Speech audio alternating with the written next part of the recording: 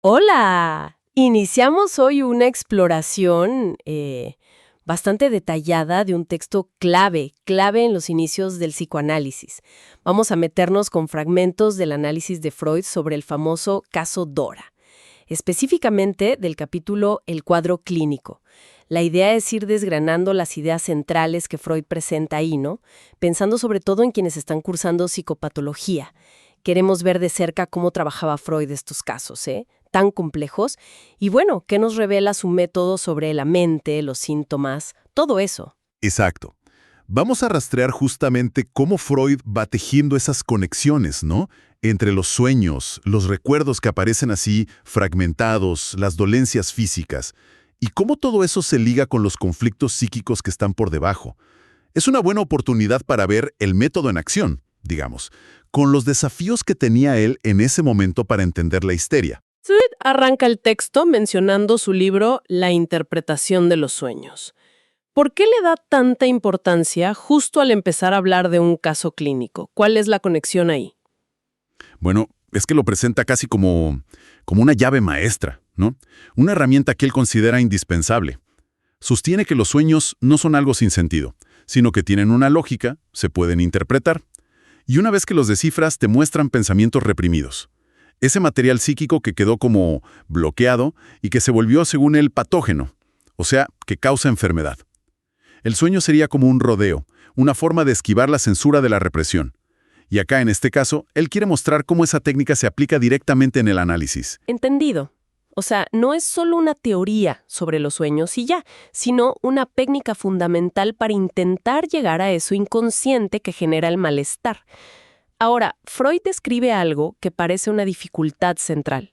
Lo complicado, lo difícil que es conseguir una historia clínica clara, completa, de un paciente con histeria. Habla de lagunas, de desorden. Sí, y fíjate qué interesante, porque lo contrasta con esos historiales que son como muy redonditos, muy perfectos, que a él le parecían sospechosos. Afirma que los pacientes no pueden, de entrada, dar un informe ordenado, coherente. Y esto no es necesariamente mala voluntad, ¿eh? Responde a varias cosas. ¿Cómo qué cosas, por ejemplo? Bueno, primero, puede haber lo que llama insinceridad consciente. Ocultar cosas por vergüenza, por discreción, lo típico. Pero también insinceridad inconsciente. Información que la persona objetivamente sabe, pero que no le viene a la mente cuando está contando. Está como bloqueada. Ah, claro. Luego, amnesias reales. Olvidos genuinos de eventos a veces importantes. Cuarto, las paramnesias. Él las llama espejismos del recuerdo. Son recuerdos falsos que se crean, inconscientemente, para llenar esas lagunas de memoria. Qué loco eso. Sí, y nota algo curioso. Dice que donde hay lagunas muy grandes, suele haber pocos espejismos. Y al revés. Y por último, menciona la alteración de la secuencia temporal. Contar las cosas desordenadas en el tiempo. Que según Freud, es una forma muy eficaz de romper los nexos causales, tanto para el paciente como para el analista. Es como intentar seguir el curso de un río que está todo el tiempo interrumpido por rocas, por arena, una analogía que usa él mismo, ¿no? Y menciona la duda. Eso me llamó la atención. Dice que si el paciente duda entre dos versiones de un recuerdo, Ajá. Sugiere tomar la primera como la más probable. sí, y la segunda como una distorsión, producto de la represión actuando ahí, en ese momento. Exacto. Y subraya algo que es crucial. Resolver estas fallas en la memoria, reconstruir la historia, no es solo un ejercicio intelectual, digamos. Es una meta teórica del tratamiento, pero va de la mano con la meta práctica de eliminar los síntomas. Se logran las dos cosas por el mismo camino. ¿Cómo sería eso? Al llenar las lagunas de la memoria con el trabajo analítico, se comprende el origen del síntoma, y entonces este puede empezar a disolverse. Es una lógica distinta a la medicina de la época, que buscaba causas más directas, más lineales. Entendiendo entonces estas dificultades para armar el rompecabezas de la historia, veamos cómo se aplica esto en el caso concreto de Dora. Y su entorno familiar, que Freud dice que es tan relevante. Nos presenta a Dora, una chica de 18 años. Y el padre es la figura central, ¿no? Un hombre inteligente, industrial, exitoso, pero con una salud frágil, una historia complicada. Tuvo tuberculosis, desprendimiento de retina y una afección vascular que Freud relaciona con una sífilis que contrajo antes de casarse. Ah, mira vos. Sí, incluso anota una correlación que él observó en sus casos, una idea muy de su contexto médico, entre la sífilis del padre y una predisposición neuropática en los hijos. Dora siente por él un apego tierno, dice Freud, pero también muy crítico. Hay una ambivalencia ahí. ¿Y la madre? La madre, en cambio, la describe como poco inteligente, obsesionada con la limpieza. Freud usa un término fuerte, psicosis del ama de casa, refiriéndose a una compulsión doméstica que parece dominarla, y tiene una relación fría, hostil con Dora. El hermano 1 año y medio mayor, que al principio era un modelo para Dora, después se alía con la madre. Se arma como una dinámica cruzada, ¿no? Padre-hija y madre-hijo. Freud también menciona antecedentes familiares por el lado paterno. Una tía con una psiconeurosis grave, que Dora veía como un referente. Sí, como un modelo, dice él. Y un tío solterón hipocondríaco. Señala esta carga hereditaria, pero deja claro que no cree que sea la única causa de la histeria de Dora. No es un determinismo genético simple. Y los síntomas que llevan a Dora a la consulta a los 18 años. No fueron los primeros, ¿verdad? ¿Cómo empezó todo esto? No. Los primeros indicios aparecen mucho antes. A los 8 años tiene disnea, dificultad para respirar después de una excursión. Se la diagnostican como nerviosa.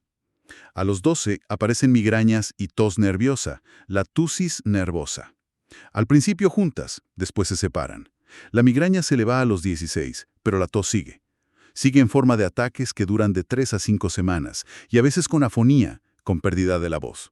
Y además, ella era como muy reacia a los médicos, ¿no? Se burlaba de ellos, dice Freud. Sí, totalmente. Es la insistencia del padre la que finalmente la lleva a Freud. ¿Y cuándo la ve Freud por primera vez? La ve brevemente a los 16 por esa tos y afonía, pero no llegan a empezar un tratamiento formal. Después, a los 17, muere una tía muy querida y tiene unos episodios febriles. Se piensa en apendicitis. Y finalmente, a los 18, la cosa se agrava. Mucha desazón, irritabilidad, hostilidad con los padres, se aísla, y lo que alarma a la familia es una carta de despedida que deja. Una carta de despedida. ¡Qué fuerte! Sí, y poco después tiene un desmayo tras una discusión con el padre. Eso ya precipita la consulta definitiva con Freud. Freud y su colega Breuer, en sus estudios previos, habían postulado que un trauma psíquico era como una condición necesaria para la histeria. Y el padre de Dora parece que tiene identificado uno, la famosa propuesta amorosa del señor K, junto al lago. Exacto. El padre cuenta eso, que estaban de vacaciones con la familia K, cerca de un lago, y Dora de repente dice que quiere volver con él. Unos días después, le cuenta a la madre, para que la madre se lo diga al padre, fíjate el circuito, que el señor K le hizo una propuesta indecorosa en un paseo.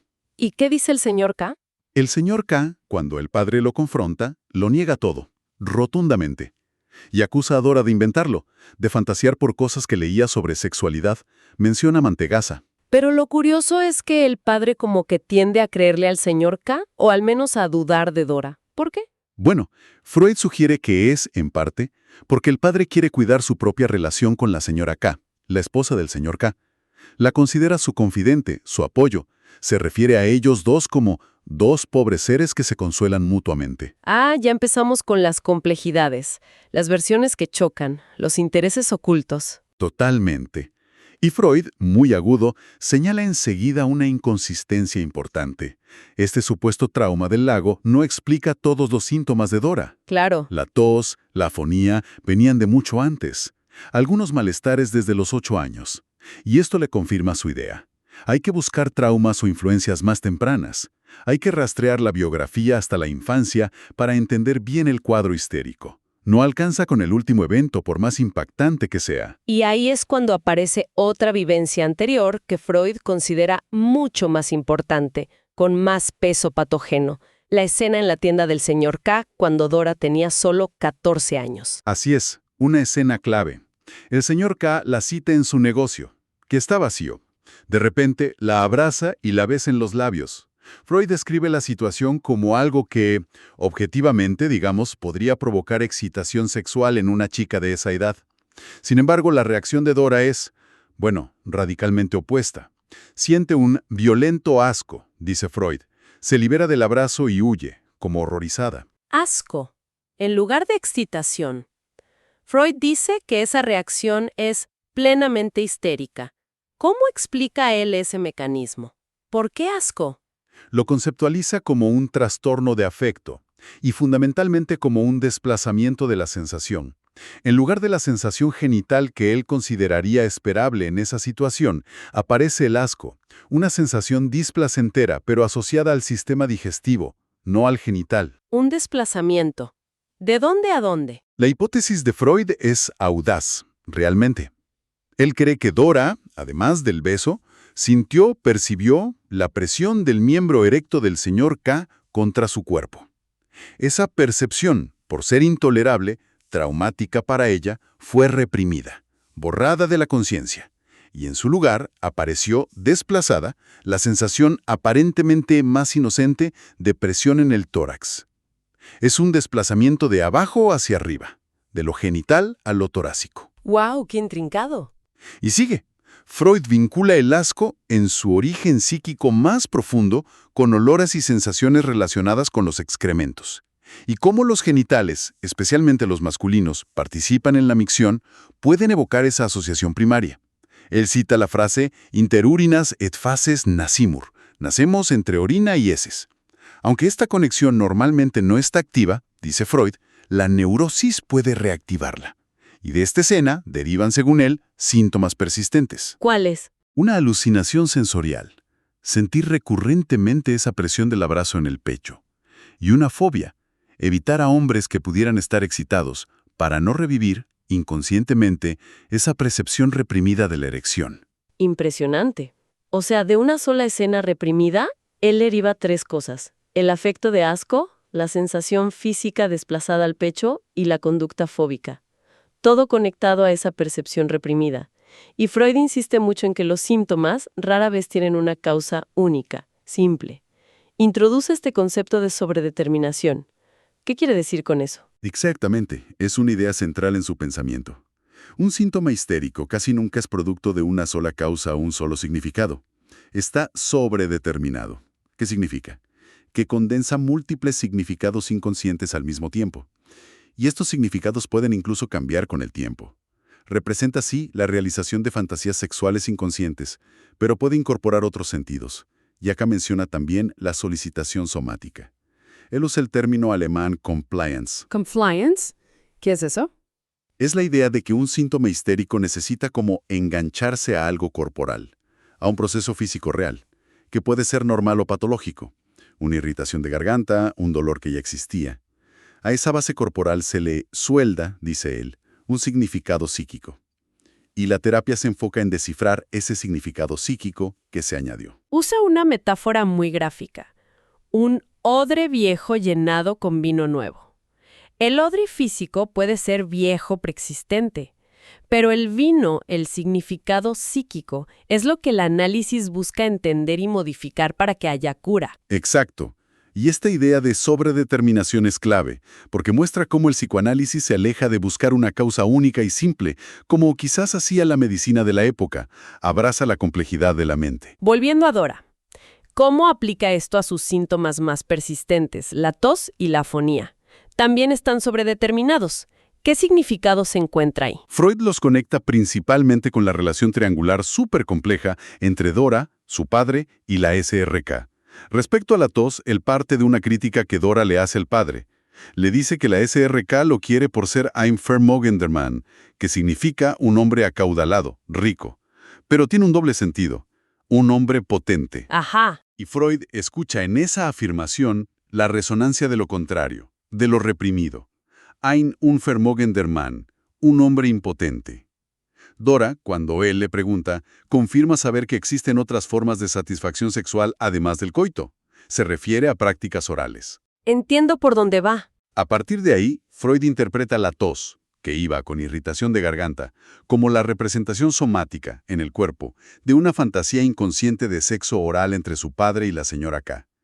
Y vincula esto con el pasado de Dora como chupeteadora en la infancia, lo que indicaría una zona erógena oral muy activa desde temprano y con la idea simbólica de que el pene puede sustituir en la fantasía al pezón o al dedo en esa búsqueda de satisfacción oral. Es una interpretación fuerte. ¿Y la afonía, la pérdida de voz? Le interpreta también simbólicamente, pero en relación al señor K. Resulta que los ataques de tos y afonía de Dora duraban entre 3 y 6 semanas. Y ese periodo coincidía, llamativamente, con la duración de los viajes de negocios del señor K. No puede ser. Sí. La hipótesis de Freud es que, cuando él estaba ausente, ella renunciaba a hablar, simbólicamente, porque no podía hablar con él. Y la escritura, medio en el que ella se expresaba mejor durante la afonía, ganaba importancia como única vía de contacto, fantasiada, con el ausente. Además, agrega otra vuelta. Enfermar durante la ausencia de K sería una inversión de la conducta que Dora le atribuía a la señora K, quien supuestamente enfermaba cuando su marido estaba presente, quizás para evitar la relación conyugal. Es realmente intrincado cómo conecta la tos, la pérdida de voz, con fantasías sexuales, con las relaciones con el padre, con el señor K, con la señora K, con la historia personal. ¡Uf! Absolutamente. Es un tejido muy denso de significados. Freud nos muestra cómo un síntoma físico puede ser la punta del iceberg de conflictos y deseos profundísimos y súper complejos. Dora también le hace críticas muy duras a su padre, ¿no?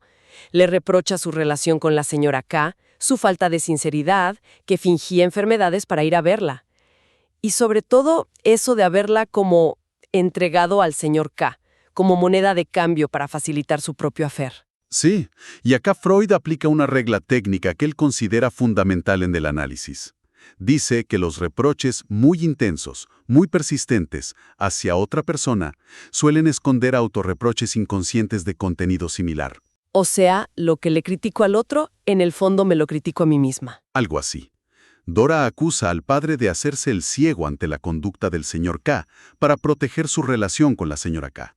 Pero Freud le señala que ella misma actuó de forma parecida. Fue cómplice silenciosa de esa situación durante años, hasta que la escena del lago la hizo estallar. Tiene sentido. Y el reproche de fingir enfermedades también encuentra un eco en Dora. Freud relaciona unos dolores de estómago que ella tiene durante el análisis con una posible identificación con una prima. Una prima que enfermó, supuestamente de envidia, al enterarse del compromiso de su hermana. Además, Dora había visto directamente cómo la señora K usaba sus propias dolencias para manipular. Entonces Freud sugiere que Dora también usa su enfermedad con un fin inconsciente. ¿Cómo cuál? Bueno, quizá intentar separar al padre de la señora K o vengarse de él, o tal vez despertar su compasión, su cuidado. Entonces, Freud empieza a hablar de los motivos para enfermar. Es diferente de las causas de la enfermedad. No es lo mismo, ¿verdad? Es una distinción sutil, pero es importante. Las causas serían los factores que originaron el problema. Los traumas, los conflictos infantiles, la predisposición. Los motivos se refieren más bien a la utilidad que la enfermedad adquiere para el psiquismo, lo que más tarde va a llamar ganancia de la enfermedad. Ah, la famosa ganancia secundaria. Exacto. Inicialmente, un síntoma aparece como algo ajeno, un huésped mal recibido, dice él. Pero con el tiempo puede adquirir una función secundaria, un lugar en la economía psíquica del paciente. Esa es la ganancia secundaria. El ejemplo clásico que da Freud es el del albañil que queda inválido por un accidente. La lesión fue una desgracia, pero si después vive de la mendicidad gracias a esa lesión, esta adquiere una función secundaria, un motivo para mantenerse así. Entiendo. Y en una nota que agrega después al caso, introduce también la ganancia primaria, que sería el acto mismo de enfermar como un ahorro de esfuerzo psíquico. Una especie de solución, aunque sea patológica, a un conflicto interno que es insoportable. Es como un refugio en la enfermedad. Esta ganancia primaria puede ser interna, resolver un conflicto psicológico, o externa, influir en la situación real como presionar al padre en el caso de Dora. Es una idea potente, ¿no? Pensar la enfermedad no solo como algo que se sufre pasivamente, sino como algo que inconscientemente se puede usar como una herramienta. La fijación de Dora en la relación entre su padre y la señora K, esa obsesión casi, es lo que Freud llama un pensamiento hipervalente. ¿Cómo lo analiza él? Expliqué que un pensamiento así, que domina la conciencia, que resiste toda lógica, debe su fuerza enorme a lo inconsciente. Y puede tener, dice él, dos tipos de raíces. O bien proviene directamente de material reprimido relacionado con ese tema, o bien, y esto es más complejo, sirve como una pantalla para ocultar un pensamiento opuesto, que es el que realmente está reprimido. A menudo este pensamiento consciente tan intenso es una formación reactiva, una defensa para mantener a raya a su contrario inconsciente. Ok. ¿Y cómo aplica eso a Dora y su fijación con el padre y la señora K? Lo aplica en dos niveles, que están entrelazados. Primero, la raíz inconsciente directa. Su preocupación tan desmesurada por el padre escondería un amor incestuoso reprimido hacia él, una reactivación de los sentimientos edípicos infantiles. Inconscientemente Dora se identificaría con las mujeres que el padre ama, la madre, la señora K. Vale. ¿Y el segundo nivel? El pensamiento opuesto reprimido y la función reactiva. Freud postula que este amor infantil por el padre se intensifica reactivamente para ayudar a sofocar otro amor, un amor más actual y mucho más conflictivo, el amor por el señor K. El amor por el señor K. Pero si ella sentía asco. Claro, conscientemente sentía asco y orgullo herido después de la escena del lago, pero Freud cree que en el inconsciente de Dora ese amor persiste. Y la intensa ira celosa hacia la señora K también serviría a este fin defensivo, mantener a distancia esos sentimientos perturbadores hacia el señor K. Entonces, ¿la obsesión no era solo por lo que parecía a simple vista, por el padre? Exacto. Freud incluso menciona pruebas indirectas de ese amor persistente por K. Dice que Dora palidece cuando se lo encuentra por sorpresa, que se pone de mal humor justo el día del cumpleaños de él, y que siente indiferencia por sus propios regalos de cumpleaños porque falta el de él, que en el pasado era el más importante para ella. Son como indicios sutiles. Y cuando parecía que ya habíamos llegado al fondo de la cuestión, Freud añade otra capa más de complejidad. Menciona una posible inclinación homosexual de Dora hacia la señora K. Sí, ese es uno de los puntos más debatidos y, fascinantes del caso. Freud hipotetiza que la intensa corriente de celos hacia la señora K no solo defiende del amor por el señor K o expresa el amor edípico por el padre, sino que también sirve para encubrir una corriente de amor homosexual hacia la propia señora K. Amor homosexual. ¿Cómo llega a eso? Argumenta que la homosexualidad es un componente normal del desarrollo psicosexual en la pubertad, y que a menudo es más pronunciada en personas neuróticas. En Dora, como la libido hacia el hombre, el señor K, está tan fuertemente reprimida, esta reforzaría por vía indirecta la libido dirigida hacia la mujer, la señora K. ¿Y en qué se basa para decir eso? Bueno, recuerda la historia de Dora. La relación superintensa y la ruptura abrupta con una gobernanta anterior, cuando Dora sintió que el interés de esta era por el padre.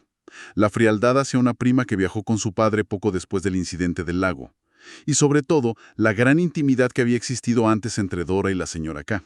A veces dormían juntas, era su confidente en temas íntimos sexuales. Freud destaca una frase de Dora donde ella alaba el cuerpo deliciosamente blanco de la señora K.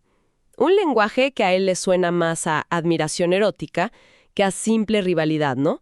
Y le llama la atención que Dora, a pesar de todo, no exprese un odio directo hacia la señora K, lo cual parece como incongruente con lo fuerte que se queja del padre por culpa de ella. Exacto. La hipótesis final de Freud es que la traición de la señora K fue quizá la herida más profunda para Dora. La traición. ¿Cuál? Después del incidente del lago, la señora K usó información confidencial que Dora le había contado sobre sus lecturas, para desacreditarla ante el padre. Para Freud, esta traición por parte de la mujer amada pudo ser más dolorosa incluso que la entrega por parte del padre. Así, los celos que expresaba hacia el padre, no permitiré que la posea, ocultarían en el fondo los celos sentidos hacia la mujer. No le perdono que me haya traicionado. Freud ve ahí una mezcla de celos típicamente femeninos, por el hombre, con celos de tipo masculino o ginecofilos, celos por la posesión de la mujer amada, algo que él consideraba característico de la vida amorosa inconsciente de las mujeres histéricas. Es asombrosa la densidad, la cantidad de capas que Freud va desplegando en este análisis. Nos muestra cómo un síntoma que parece simple como una tos nerviosa puede condensar traumas, deseos reprimidos, identificaciones súper complejas, conflictos amorosos heterosexuales y hasta homosexuales. Es muchísimo. Sin duda. Es un ejemplo paradigmático de la complejidad del inconsciente tal como Freud empezaba a concebirlo, a cartografiarlo, podríamos decir. La escucha minuciosa, esa atención al detalle que parece insignificante, un lapsus, una palabra rara, un sueño. La habilidad para conectar síntomas del cuerpo con la historia vital, con los conflictos psíquicos, son las herramientas del método psicoanalítico que vemos acá en plena efervescencia, ¿no? Y claro, nos deja pensando. El propio Freud admite que este análisis quedó inconcluso, quedó fragmentario, porque Dora interrumpió el tratamiento antes de tiempo. ¿Qué otras capas, qué otros significados podrían haber salido si hubieran seguido? Y más allá del caso, ¿cómo resuena hoy esta forma tan particular de entender el sufrimiento psíquico en la psicopatología actual? Quizás una reflexión final interesante tiene que ver con la naturaleza misma de la verdad, que se construye en un psicoanálisis, ¿no? Freud teje una narrativa increíblemente coherente, muy persuasiva, a partir de fragmentos, de silencios, de sueños, de contradicciones. Cabe preguntarse, y se sigue preguntando, hasta qué punto esa narrativa es una reconstrucción objetiva de la historia psíquica de Dora, y hasta qué punto es una construcción interpretativa, inevitablemente moldeada por la propia teoría freudiana que se estaba forjando justo en ese momento. Es una tensión que es inherente al método, me parece, y que sigue generando debate y pensamiento crítico hasta hoy.